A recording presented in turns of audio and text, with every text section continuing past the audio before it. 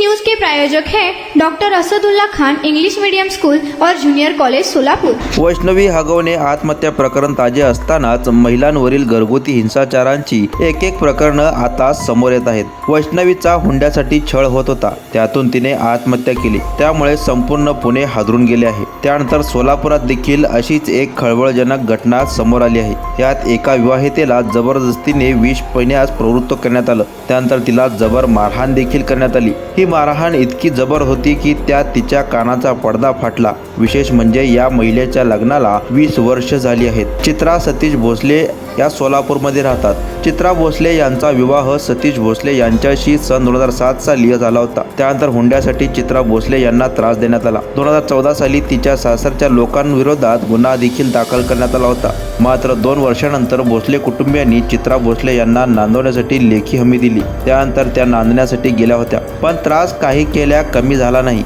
आता परत त्यांना जबर मारहाण झाल्याचा आरोप चित्रा यांच्या वडिलांनी भावांनी केला आहे।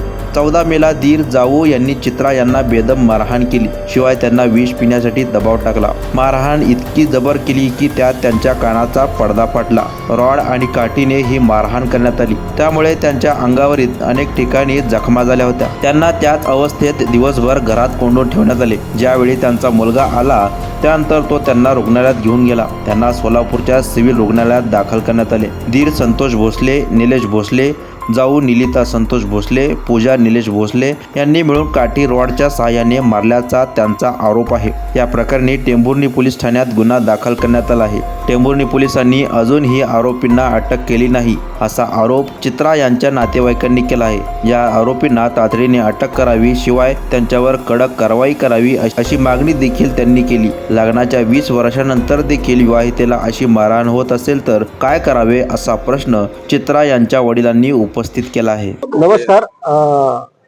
टेंभुर्णी पोलीस स्टेशन येथे दिनांक 14 तारखेला चित्रा भोसले यांनी सरकारी दवाखाना पंढरपूर येथे ऍडमिट असताना दिलेल्या तक्रारीवरून त्यांचे दीर निलेश संतोष आणि त्यांच्या पत्नी यांच्या विरुद्ध मारहाणीची आणि विनयभंगाची तक्रार दिली होती। त्यावरून पोलीस स्टेशनला गुन्हा दाखल आहे। त्यानंतर 21 तारखेला त्यांनी पुरवणी जबाबामध्ये त्यांना विष पाडण्याचा प्रयत्न करून जीव मारण्याचा प्रयत्न केला। याबाबत आमच्याकडे तक्रार दिल्यावरून सदर प्रकरणात BNS कलम 109 वाढीव कलम लावण्यात आलेला आहे आणि सदर आरोपीचा आम्ही शोध घेण्यासाठी आम्ही 3 टीम रवाना केलेला आहे। आरोपीला शोध घेऊन त्यांना अटक करत आहोत। आपण पाहणी केलेल्या त्यांच्या प्रकृतीची कशी प्रकृती आता सध्या? त्यांची प्रकृती आता डिस्चार्ज झालेली आहे। त्यांचे आता इथे त्यांचे वडील आहेत तिथे, त्यांना डिस्चार्ज मिळाले।